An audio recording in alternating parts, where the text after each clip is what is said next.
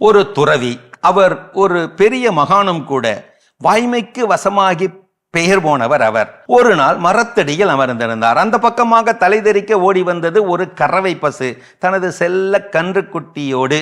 அவரை கடந்து போனது, ஓடியது.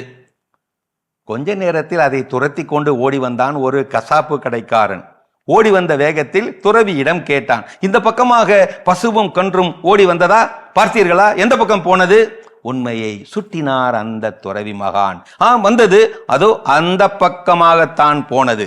ஆள்காட்டி விரலால் அந்த மாட்டையும் கன்றையும் காட்டி கொடுத்து அந்த திசையையும் சுட்டினார், காட்டி கொடுத்தார். சுட்டிய திசையில் போனவன் போன வேகத்தில் மாட்டையும் கன்றையும் இழுத்து வந்தான்.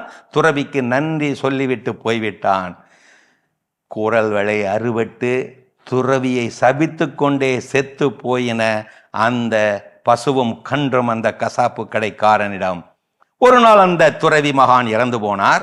நேரடி சொர்க்கம்தான் அவருக்கு என்று எல்லோரும் பேசிக்கொண்டார்கள். ஆனால் காலதூதர்களோ அவரின் நரக வாசலிலே கொண்டு போய் விட்டார்கள். யம தர்மராஜாவிடம் முறையிட்டார் துறவி, எனக்கே நரகமா? நான் என்ன பாவம் செய்தேன்? ஏன் இந்த நரக வாசம்?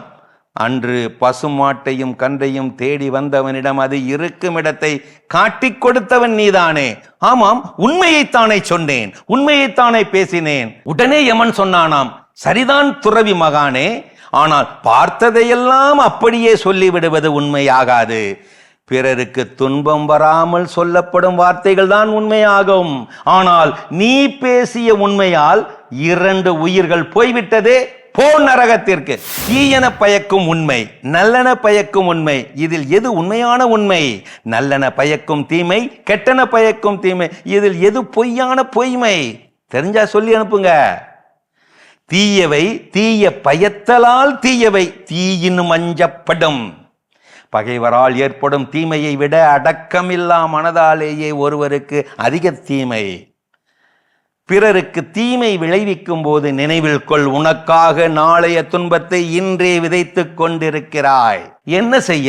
பல ஆதாரங்களுடன் சொல்லும் உண்மையை விட யாரோ ரகசியமாய் சொன்ன பொய்தானே அதிகம் நம்பப்படுகிறது. இப்படி ஒரு நாள் நானே புலம்பினேன். 99 நல்லது செய்தேன். பாராட்ட ஒருவர் வந்தார். ஒரே ஒரு தவறு செய்தேன். சுட்டிக்காட்ட 99 பேர் வந்து நின்றார்கள் வரிசை கட்டி. என்னங்க இது நியாயம்?